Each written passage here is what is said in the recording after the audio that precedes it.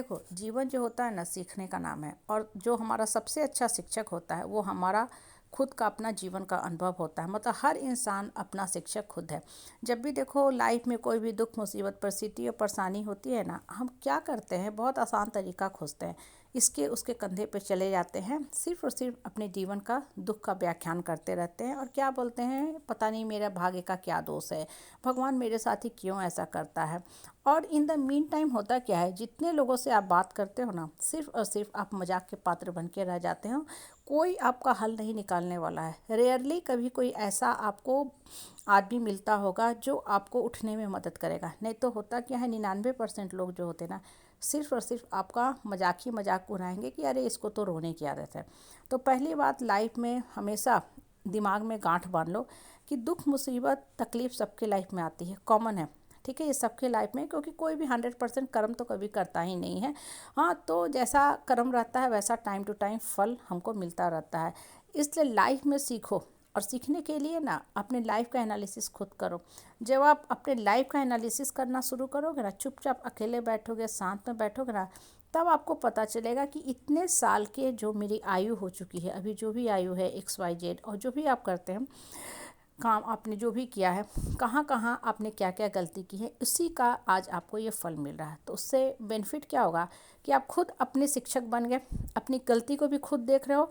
और जब आपका फोकस इनसाइड रहेगा तो आप उस कमियों को सुधारने का भी कोशिश करोगे। बच्चे होते हैं ना, कॉम्पिटिटिव एग्ज़ाम देते हैं, स्कूल एग्ज़ाम देते हैं, तो उनको प्रश्न पत्र मिलता है। बहुत बार उनको नहीं आता है इसलिए गलती कर देते हैं, और बहुत बार क्या होता है कि वो out of nervousness, stress, anger, anxiety में चले जाते हैं, तो इसलिए भी वो सिली मिस्टेक करके आ जाते हैं। तो दोनों स्थिति में उनको खुद के ऊपर खुद ही काम करना होता है।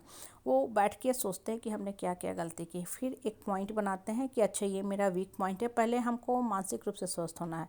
गलती करना बड़ी बात नहीं है, लेकिन गलती से सीख लेना। मिस्टेक बड़ी बात नहीं है, लेकिन मिस्टेक को मिस्टेक प्लस में कन्वर्ट नहीं होने देना। कहने का मतलब क्या होता है ना, जब आप अपने लाइफ का खुद से एनालिसिस करोगे ना, अध्ययन करोगे, तब आपको पता चलेगा कि पहले आप गलती किए वो क्यों किए, क्योंकि आप एक मूर्ख आदमी बन के जी रहे थे।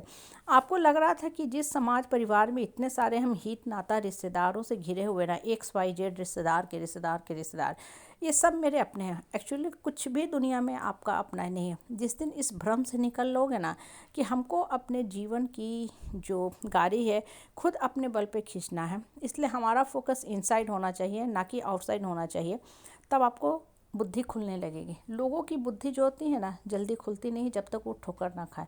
कुछ लोग तो इतने बेकार वाहियात होते हैं, ठोकर पे ठोकर पे ठोकर खाते रहेंगे, लेकिन कभी सीख नहीं सकते हैं, कभी संभल नहीं सकते हैं, और पूरा जो उम्र होता है, टाइम पीरियड होता है, वो धरती पे व्यर्थ में ही गंवा के जाते हैं। ऐसे लोगों को साइड कर दो। अगर आपको कोई मिल भी रहा है तो इनसे दूरी बना लो।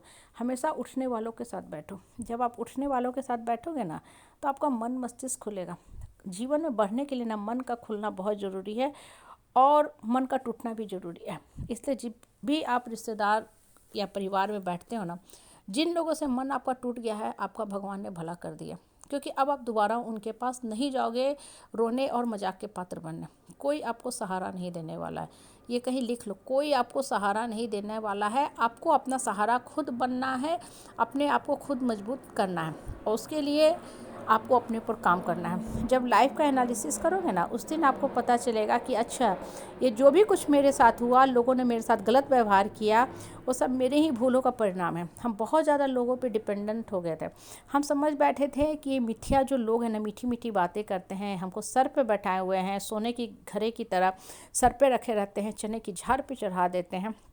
आज मुसीबत के समय पता चला कि ये लोग मेरे कितने अपने हैं। ये सब मुझे सरा हुआ खेला, सरा हुआ पायदान समझ के गिरा के चले गए। मुझे गिरा हुआ ही बिल्कुल समझ बैठे, मेरे मान सम्मान स्वाभिमान को ख़त्म कर दिया।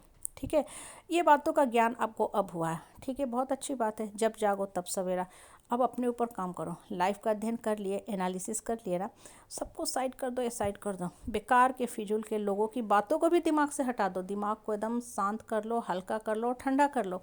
फिर आपको समझ में आएगा कि हमको जीवन में कैसे बढ़ना है। और बढ़ने के लिए ना मन की शांति ज़्यादा ज़रूरी है। ठीक है, लोगों को भीड़ की ज़रूरत नहीं होती है बढ़ने के लिए। अकेले बैठो, शांत से बैठो, ऊपर वाला से बात करो। जब आप ऊपर वाला से जुड़ते जाओगे ना, तो देखोगे सबसे अच्छा ट्यूटर आपका अंतर्मन है, वही आपको गाइड